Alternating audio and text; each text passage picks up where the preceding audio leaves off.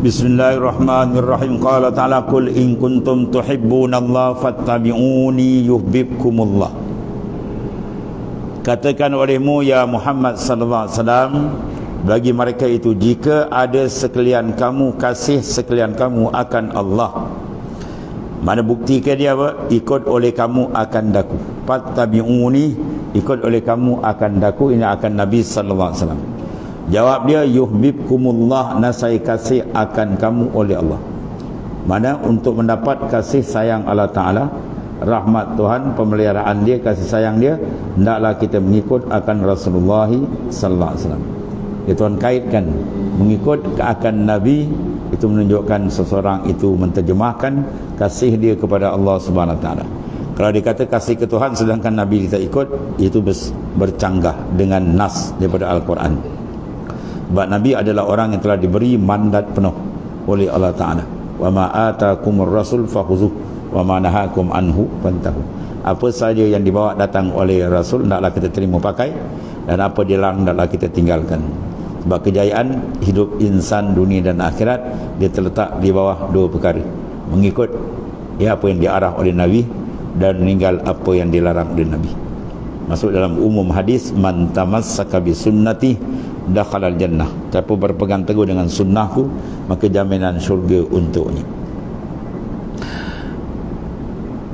Dan firman Allah Ta'ala, yuhibbuhum wa yuhibbunah. Kasih Allah akan mereka itu, dan kasih sekalian mereka itu akan Allah. Mana kasih Allah datang dulu, kemudian baru mereka itu membina kasih kepada Tuhan. Bila Tuhan kasih pada seorang, maka diberilah kurniaan-kurniaan iman, makrifat dan sebagainya. Maka kasihlah pula hamba akan Allah Ta'ala. Maknanya penterjemahan semula kasih Tuhan datang dulu, kasih Allah Ta'ala tu mendahului. Dan sabda Rasulullah SAW, ahibbullaha lima asda ilaikum min ni'amih. Kasih oleh kamu akan Allah Ta'ala. Ahibbu, kasih sekalian kamu akan Allah. Wajib bagi insan itu menanamkan kasih, menjatuhkan hati dia kasih kepada Ta'ala. Kerana barang yang telah menghulur ia kepada sekalian kamu daripada segala nikmat. Apa maksud besar di sini? Untuk mendatangkan kasih seseorang kepada Allah Ta'ala, hendaklah dia mengingati nikmat. Ya, kalau dia tak ingat nikmat Tuhan, jawab dia payah datang kasih. Sebab kaedah dia, jubilatil insan yuhib ila man ahsana ilaih. Diperangaikan manusia, dia akan kasih hati, dia akan jatuh kepada orang yang banyak memberi kepada dia. Orang banyak membantu dia, banyak memberi perhatian kepada dia, banyak memberi, ya, maka dia akan kasih. Ya, maka siapa yang boleh menandingi kasih sayang kurnia Tuhan? Tak ada. Bahkan semua daripada dia. Batu untuk membina jalan kasih ni di antara dia ialah mengingati kurnia Tuhan. Kita kena muhasabah satu peringkat nikmat-nikmat daripada tak ada kita duduk dalam rahim ibu. Ya, kalau Tuhan nak gugur di situ, bila-bila masa dia gugur, ya, sampai kita boleh keluar, dah keluar pula pada nak matikan. Macam banyak ada orang yang keluar duduk sampai sebulan dah mati, keluar pun ibu mati, macam-macam. Ya, kadang umur pendek kita sampai sekarang tak mati-mati lagi kan. Menandakan besarnya kurnia Tuhan. Dia sambung nafas kita ni, maka diisikan zikrun nafas. Kita kena gunakan zikir nafas. Tiap-tiap nafas kita isi dengan makna mengingati dan membesarkan Allah Ta'ala sebagai tanda syukur. Tarik nafas Allah, lepas nafas pun Allah, Allah, dalam sentiasa jalan. Putus kalau putus, minta maaf dengan Tuhan. Ya, sebab Tuhan tak pernah memutuskan sampai sekarang bantuan dia kepada kita, terutama oksigen yang kita tarik. Kalau dia beri kita tarik je, tapi tak sampai kepada otak oksigen macam tu. Kita tarik tak sampai ke atas, jam, air boleh stroke dan sebagainya, macam-macam boleh. Bila masa kita dah sengal tangan lain macam, bila bangun pagi dah tak boleh angkat belakang. Bila-bila masa boleh. Jangan mulut pula minum dah keluar air empat lain, gua pada sengit. Ya, baru kita tahu bumi langit tinggi rendah. Dia tarik je kan, dah tak boleh terangkat kan. Allah, baru nampak lemah fakir kita. Jadi mana mengenangkan nikmat itu satu rahsia untuk membina mahabbah dengan Allah Ta'ala. Dan mahabbah itu merupakan jalan untuk sampai ke Tuhan. Tariquna tariqul mahabbah. Jalan kami ialah jalan mahabbah, rindu, kasih asyik yang kuat dengan Allah menjadikan kewajipan kepada diri kita. Kalau kita tak asyik dengan Tuhan, tak rindu, jawab dia, hati kita takkan boleh berjalan kepada dia jam kan. Dia akan masuk benda lain pula, kasih kepada makhluk. Habis kasih ke Tuhan tidak diberikan dengan sungguh ni. Sebab tu dua perkara yang sangat besar untuk mengubati kalbi kita supaya dia sampai kepada Allah Ta'ala. Ma nafa'al qalb mislu uzlatin yadkhulu fiha midanul fikrah. Tidak ada satu perkara yang lebih manfaat dan antara dua perkara. Dua perkara ini kalau buat sangat memberi manfaat kepada didikan roh, didikan sir dan kalbi kita. Apa? Uzlatun, satu, kemudian yadkhulu fiha midanul fikrah, asingkan diri, kemudian masuk dalam dia fikir, muhasabah tentang pertama sekali apa?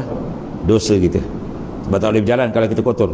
Kita muhasabah, cek balik dosa kita sepanjang hari, kemudian kita basuh dengan air taubat dan sentalan istighfar kepada Tuhan. Satu. Itu dalam bila dia boleh buat tu, dia lebih menumpukan dalam pengasingan diri. Sebab tu bila benda besar kita nak tumpu, kalau musyarat khas, musyarat penting, dia tak boleh buat depan orang ramai, tak boleh buat kedai kopi kan. Dia ada bilik musyarat khas. Musyarat tu benda penting tak? Sebab tu dia ada bilik khas. Kalau dia ada musyarat mana? Sini je lah, tak boleh kan. Dia kena masuk bilik khas. Kalau musyarat penting lagi pula, dikunci pintu. Dibenarkan orang masuk je. Dewan harian je boleh buat ni. Makna apa? Benda besar mesti ada bi'ah dia panggil, suasana yang membantu untuk lebih fokus. Sebab dia kata uzlah asing. Sebab dalam hadis Mukhtarul Ahadis, bagi siapa membuat rumah disyorkan oleh Nabi SAW, ada satu bilik khas. Dia panggil bilik khalwah. Tu Rasulullah suruh. Dan banyak imam-imam ulama memang ada benda tu. Kerana bilik khas itu sampai ke mati bini dia pun tak masuk. Imam Syafi'i, imam besar ulama, gitulah. Habis dia mengajar semua, dia masuk bilik. Dia kunci pop dia dengan Tuhan dia. Dia muhasabah balik mana dia silap, dia minta ampun dan seumpamanya. Yang antara ni muhasabah pertama ialah zikrul isyan, kita mengingati kesilapan dosa kita supaya kita basuh. Yang kedua yang ni, kita mengingati akan nikmat-nikmat Tuhan. Perhati satu nikmat Tuhan yang Tuhan dah gesekkan, memang tak boleh nak kira, tapi kita kira semampu yang boleh. Wa in ta'uddu ni'matallahi la tuhsuha. Kalau nak itu nikmat Tuhan tak terhitung kita. Dan nikmat di kurnia sudah, nikmat di blok al-mani, di blok kita tak kena 1001 macam penyakit pun dia datang kat kita, di blok tak kena kan. Sihat kita, itu tak terkira. Dapat umur kita dah dekat-dekat dengan line penalti kan. Orang panggil badan dah bau tanah mungkin. Lagilah kalau kita jumpa, biasanya apa soalannya, apa pertanyaan yang keluar biasa apa? Macam sihat. Sebab dia ujung-ujung ni yang tu lah ni, dia ganggu sikit je kan dah. Dah terbaring lah, kejap-kejap hospital macam-macam. Ini maknanya nikmat besar. Supaya bila kita perhati nikmat, dia akan menimbulkan kasih. Sebab dia kata Nabi sebut ni, besar pengajaran ni, ahibbullah, mana kasih oleh kamu akan Allah. Bagaimana? Lima asda ilaikum minan ni'am, kena barang yang telah menghulur ia sekalian kamu daripada nikmat. Jadi mengingati nikmat tadi membawa kasih itu makin bertambah. Dan bila kasih bertambah, dia akan dekat, dia akan akhir dapat futuhat pembukaan dari Allah Ta'ala. Dan lagi sabda Rasulullah SAW, man ahabba liqa Allah ahabballahu liqa'ah. Masya Allah.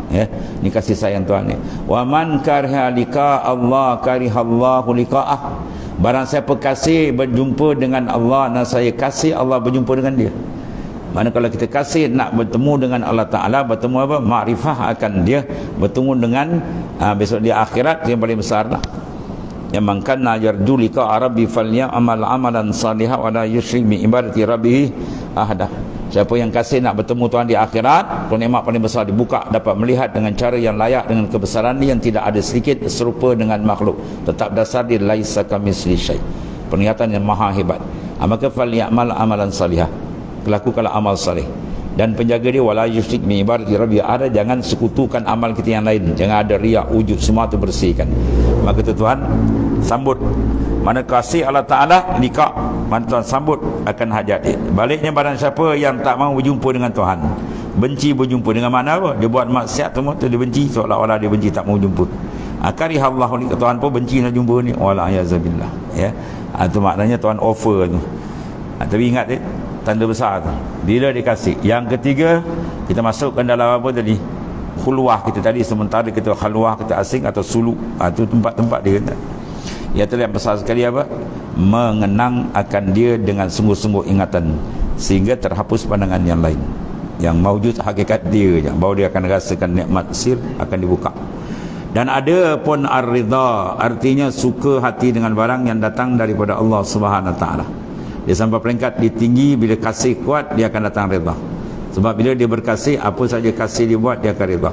Tapi kalau kasih tak kuat dengan Tuhan, atau banyak kadang-kadang dia nak bangkang perintah Tuhan, macam-macam dia nak iktirat, dia lari dari arahan Tuhan. Sebab apa? Mahabbah kasih tak kuat.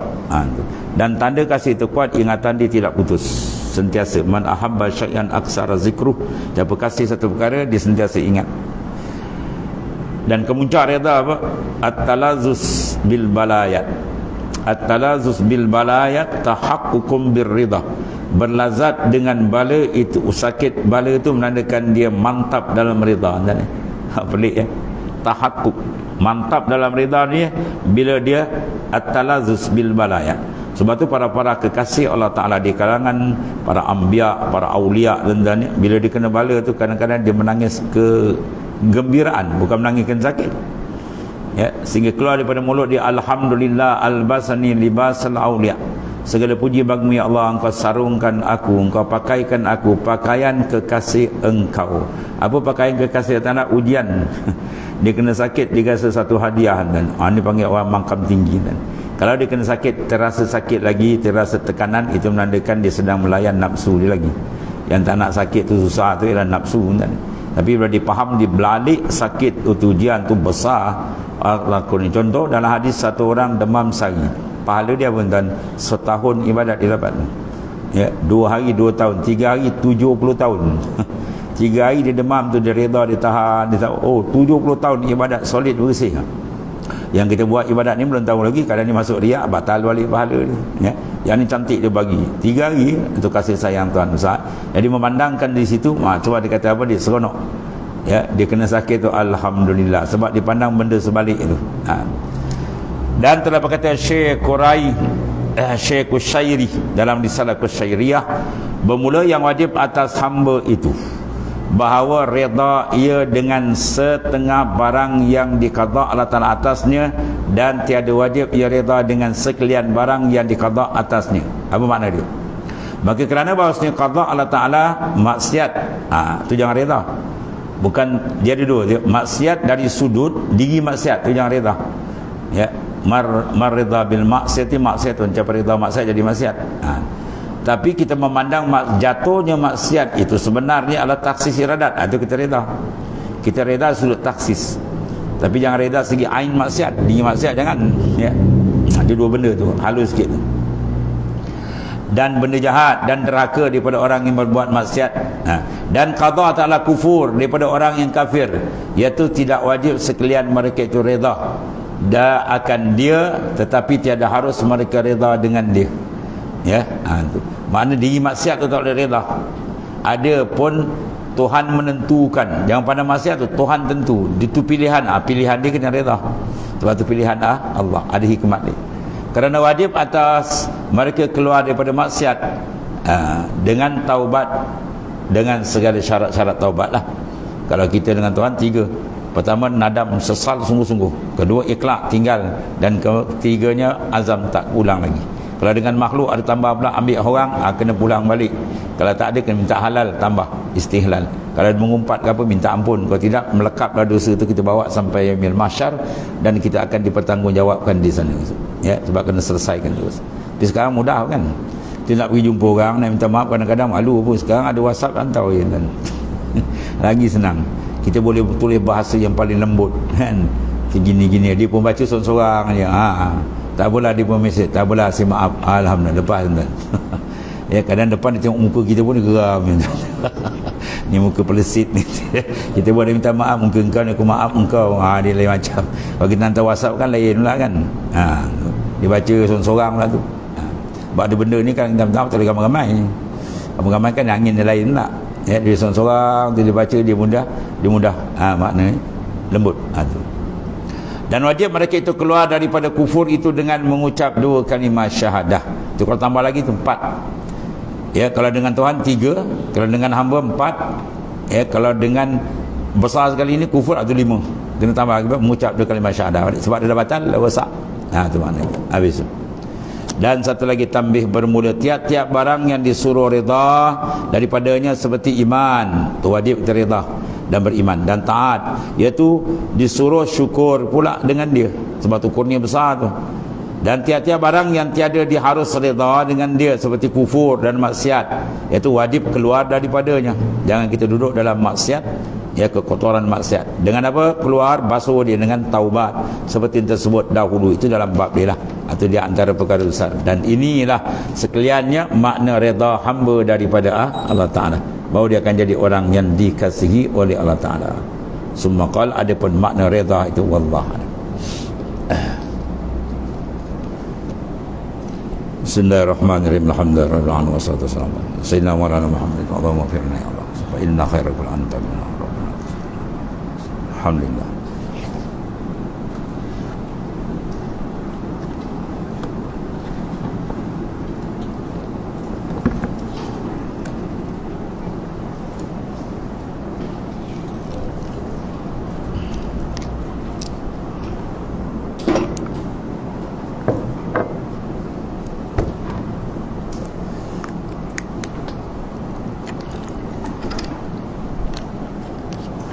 Bismillah.